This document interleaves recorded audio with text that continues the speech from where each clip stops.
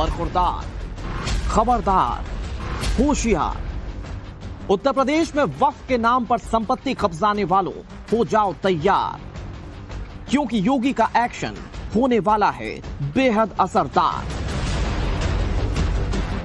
वक्फ board के नाम पर जमीनों पर कोई डकैती नहीं डाल सकता है, लूट खसोट नहीं हो सकती है, चौराहे की जमीनों पर कोई कब्जा नहीं कर सकता है। वक्फ बोर्ड के गड़बड़झाले पर तगड़ा एक्शन होगा, ये योगी का क्लियर कट ऑर्डर है और इसके लिए वो स्टेप बाय स्टेप आगे बढ़ रहे हैं। वो डॉक्यूमेंट्स योगी के टेबल पर पहुंच चुके हैं जिसमें वक्फ बोर्ड के फर्जीवाड़े की पुख्ता रिपोर्ट है। सभी जिलों के डीएम को निर्देश दिए गए हैं कि ऐसी संपत्तियों की पहचान करें जिन पर वक्फ बोर्ड दावा ठोक रहा है, मगर रेवेन्यू रिकॉर्ड में दर्ज नहीं है। वक्फ प्रेमी अभी विरोध के लिए रणनीति बनाने की सोच रहे थे, मगर उससे पहले ही योगी कैमरे पर आए और किसी तरह का इफ एंड बट ना रहे, ये अपने ही अंदाज में साफ साफ समझा दिया। वक्फ बोर्ड के नाम पर जमीनों पर कोई डकैती नहीं डाल सकता है, लूट खसोट नहीं हो सकती है, चौराहे की जमीनों पर कोई कब्जा नहीं कर सकता है। अब सार्वजनिक संपत्ति जो भी होगी, जो राजस्व की भूमि होगी, उसका उपयोग विद्यालय बनाने में, चिकित्सालय बनाने में, कॉलेज बनाने में, मेडिकल कॉलेज बनाने में, ऐसे बैराज बनाने में, गरीबों के लिए आवास बनाने में ही उसका उपयोग होगा। किसी बोर्ड के नाम पर लूट खसोट हमेशा के लिए लगाम लगाने का काम किया है, क्योंकि उत्तर प्रदेश में भी लाखों एकड़ लैंड वक्फ बोर्ड के नाम पर नाजायज तरीके से कब्जा करने का काम हुआ था। इसमें किसी गरीब का कल्याण नहीं हो रहा था।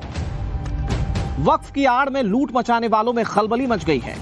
मौलाना गैंग में हड़कंप मचा हुआ है, क्योंकि वक्फ का दावा है कि उत्तर प्रदेश में 1,24,720 संपत्तियां हैं, जिनमें 1,19,451 सुन्नी वक्फ बोर्ड और 5,269 शिया वक्फ बोर्ड की प्रॉपर्टी है। मगर उत्तर प्रदेश सरकार के राजस्व विभाग के मुताबिक यह आंकड़ा केवल 2,963 है, यानी सुन्नी वक्फ बोर्ड की केवल 2,533 संपत्तियां हैं और शिया वक्फ बोर्ड की 430 संपत्तियां ही दर्ज हैं। योगी का तर्क है कि केवल दान दी गई संपत्ति को ही वक्फ माना जा सकता है, जबकि इस फर्जीवाड़े में ज्यादातर ग्राम समाज और सरकारी जमीनों को भी वक्फ बोर्ड ने जोड़ लिया है। भारतीय जनता पार्टी से ज्यादा जमीन किसी ने नहीं हड़पी। आप केवल गोरखपुर, अयोध्या, कानपुर और लखनऊ, इन 4 जिलों की रजिस्ट्रियों की जांच कर लें। सरकारी जमीन हो, तालाब हो, विवादित हो, या अपने पुलिस के प्रभाव से या और किसी के प्रभाव से जमीन छीनी जाती, तो सबसे ज्यादा छीनी गई है। माननीय राष्ट्रपति महोदय का मुहर लग जाएगा और फिर गजट हो जाएगा, तब से संविधान लागू होगा। लेकिन माननीय हमारे मुख्यमंत्री जी संविधान से कहाँ चलते हैं। सुप्रीम कोर्ट ने कितनी बार कह दिया कि बुलडोजर गैर संवैधानिक है, लेकिन वो अपना बुलडोजर चला ही रहे हैं। उत्तर प्रदेश के 90% से ज्यादा वक्फ संपत्तियों पर खतरा मंडरा रहा है। 5 ऐसे जिले जिनके योगी के पास सबसे ज्यादा शिकायतें पहुंची हैं। आपको ये बताते हैं कि वक्फ बोर्ड का दावा क्या है और क्यों योगी को कठोर फैसला लेने को मजबूर होना पड़ रहा है। दरअसल अयोध्या में वक्फ का दावा है कि 3,652 जमीनें हैं, जबकि सरकार का दावा कि इनमें से 2,116 जमीनें ही सरकारी हैं। शाहजहांपुर में वक्फ ने बहुत ज्यादा मनमानी की थी। वक्फ के दावे में 2,589 जमीनें हैं, जबकि सरकार कह रही है कि इनमें से 2,371 संपत्तियां सरकार की। रामपुर को लेकर भी योगी आदित्यनाथ का बहुत बड़ा फोकस है। वक्फ के दावे में 3,365 संपत्तियां रामपुर के अंदर है और सरकारी सर्वे में जो बात सामने आई उसमें यह कि उनमें से 2,363 सरकारी जमीनें। जौनपुर में वक्फ बोर्ड के मुताबिक उसकी 4,167 संपत्तियां हैं, लेकिन यहां भी दूध का दूध पानी का पानी सरकार ने कर दिया। करीब आधी संख्या में यानी कि 2,096 संपत्तियां सरकारी पाई गई। बरेली की बात करें तो वक्फ बोर्ड ने जेपीसी को 3,499 संपत्ति इस जिले में अपनी बताई, लेकिन सरकार कह रही है कि यहां तो 2000 से ज्यादा संपत्तियां सरकारी हैं। उत्तर प्रदेश में योगी के फैसले का असर क्या होगा, इसे समझने के लिए लखनऊ का एग्जाम्पल देख लीजिए। दावे के मुताबिक लखनऊ में वक्फ की कुल 3072 प्रॉपर्टीज हैं, लेकिन राजस्व के मुताबिक इनमें से 368 सरकारी जमीनें हैं। इस अवैध कब्जे में लखनऊ का बड़ा इमामबाड़ा और छोटा इमामबाड़ा भी बताया गया। सरकार का दावा है कि सर्वे के दौरान शिया वक्फ बोर्ड इस ऐतिहासिक धरोहर को लेकर कोई पुख्ता दस्तावेज नहीं पेश कर पाया। लखनऊ का बड़ा और छोटा इमामबाड़ा वो ऐतिहासिक धरोहर है जिसे देखने के लिए हर साल लाखों सैलानी यहाँ पहुँचते हैं। लखनऊ के हुसैनाबाद इलाके में ये दोनों बड़ी इमारतें हैं और ये एक ऐतिहासिक धरोहर है। हालांकि इसको लेकर विवाद है। ये विवाद तब सामने आया जब वक्फ संशोधन बिल को लेकर बनाई गई जेपीसी की बैठक लखनऊ में हुई। इस बैठक में शिया वक्फ बोर्ड ने दावा किया कि ये बड़ा इमामबाड़ा और छोटा इमामबाड़ा वो वक्फ की प्रॉपर्टीज है।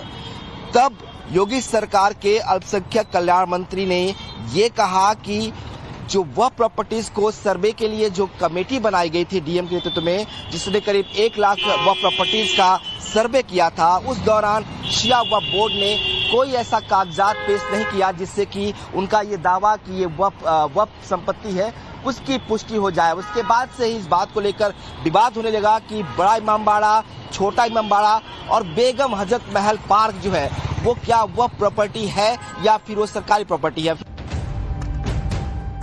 अब आप सोच रहे होंगे कि आखिर वक्फ के दावे और सरकारी दावे में फर्क कैसे, तो अब जरा इसे भी समझिए। लखनऊ में इमामबाड़ा की संपत्ति हुसैनाबाद ट्रस्ट के नाम पर है। इसका रिसीवर यानी कि देखरेख लखनऊ के डीएम की निगरानी में होता है। नवाबों के क्लॉज जोड़ते हुए इसे जिला प्रशासन के अधीन किया गया था।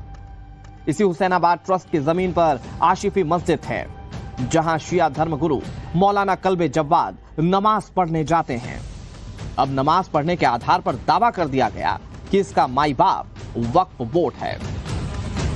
हम खड़े हैं, ये फूल मंडी हुआ करता था। यहाँ पे एक मंडी लगती थी जिसको कुछ दिन पहले जो है सरकार ने बुलडोजर चलाकर खाली कराया और कहा गया कि ये जो प्रॉपर्टी है हुसैनाबाद ट्रस्ट की है, जिसे नवाब ने जो है वो दान किया था और उसके लिए बकायदा एक जो वसीयत लिखी थी उसमें इसकी ट्रस्टी जो है एक ट्रस्ट बनाया गया था और उसका ट्रस्ट जो रिसीवर होता है वो जिले का डीएम होता है और उसके पास ही ये अधिकार होता है प्रॉपर्टीज को लेकर। और वक्फ इस पर अपना दावा पेश करता रहा है। न खाता न बही, जो वक्फ कहे वही सही। अब तक यही चलता आ रहा था, मगर ये मनमर्जी अब इतिहास हो चुकी है।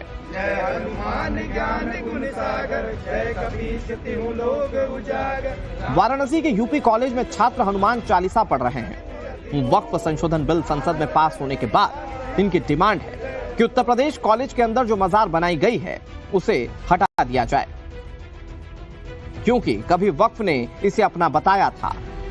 हालांकि बाद में विरोध हुआ तो बैकफुट पर आना पड़ा।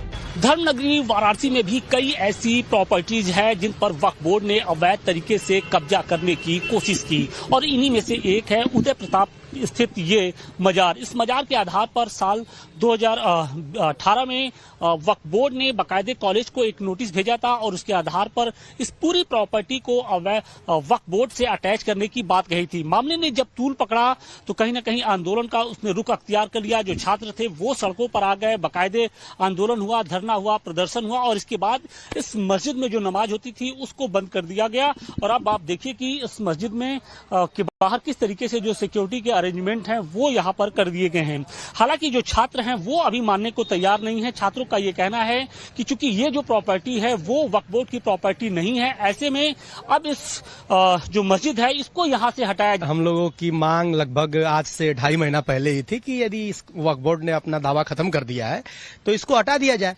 यहाँ भारी संख्या में फोर्स लगी रहती है, अभी एडमिशन भी होना है, तो छात्रों को ये लगता है कि आखिर क्या बात है कि यहाँ फोर्स नए छात्र भी आने वाले हैं।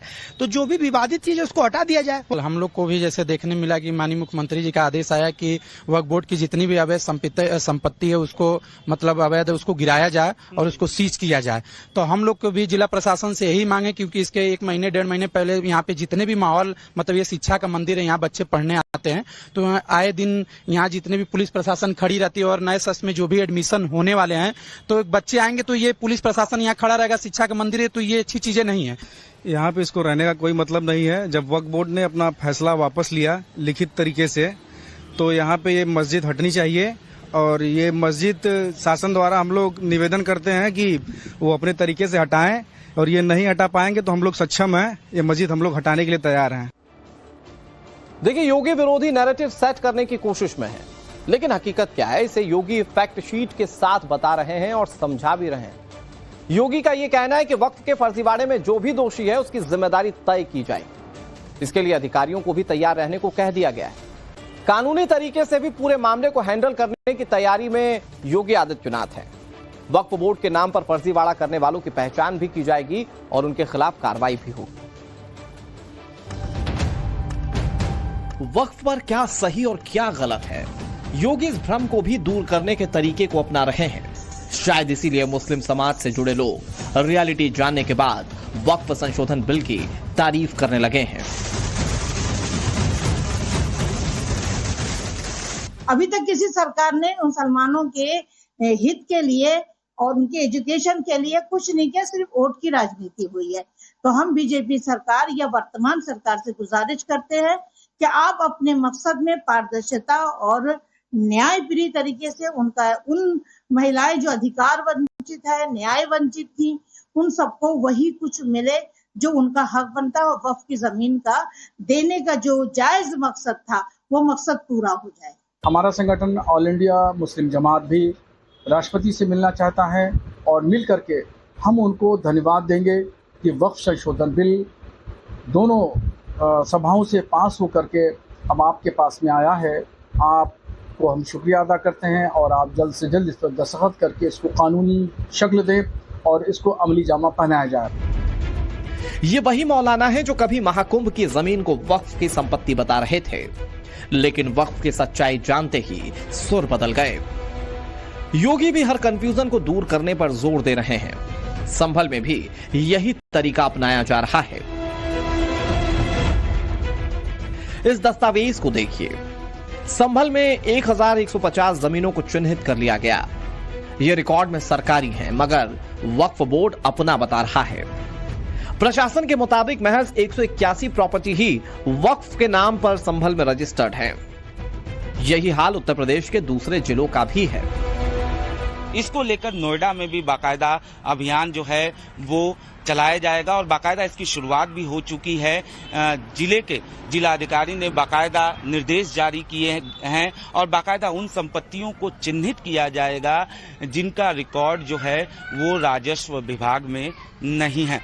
इतना ही नहीं, जिले का माहौल खराब न हो इसको लेकर भी नोएडा पुलिस जो है वो पूरी तरीके से अलर्ट मोड पर है। बाकायदा पुलिस जो है वो समय समय पर पेट्रोलिंग भी कर रही है और जो संवेदनशील इलाके हैं वहां पर गश्त जो है वो पूरी तरीके से बढ़ा दी गई है। वक्फ पर योगी ने हिसाब किताब शुरू कर दिया है। अगला प्लान है इस अवैध दावे वाली जमीन के सही इस्तेमाल का, यानी कि स्कूल, कॉलेज और अस्पतालों के निर्माण का। योगी इसका विजन भी सामने रखने वाले हैं। बहुत संभव है कि आज हल्ला मचाने वाले योगी के इस मकसद के साथ खड़े हो जाएं। लखनऊ से विनोद मिश्रा, वाराणसी से आशुतोष सिंह और संभल से गौरव श्रीवास्तव के साथ ब्यूरो रिपोर्ट, टाइम्स नाउ, नव भारत।